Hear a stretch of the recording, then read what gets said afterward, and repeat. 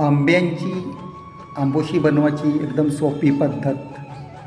तर तुम्ही मित्रांनो बघू शकता, हे आंबे आहेत आणि याच्यापासून तुम्हाला मी आंब्यापासून ते लागणारं जे साहित्य आंबोशी बनवण्यासाठी ते सांगणार आहे. पहिले प्रथम सुरी घ्या तुम्ही, नंतर तुम्हाला लागणार आहे ते मीठ, नंतर हळद.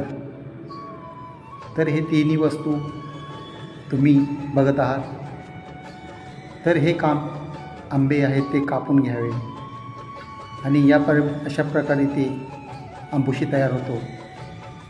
तर मित्रांनो, तुमच्या पण तोंडात पाणी आलं असेल. अतिशय सुंदर रेसिपी आहे ही, तुम्ही नक्कीच ट्राय करून बघा. हे तुम्ही स्टॉक करून ठेवू शकता. आत्ता उन्हाळा आलेला आहे, तर आता तुम्ही आंबोशी तयार करू शकता.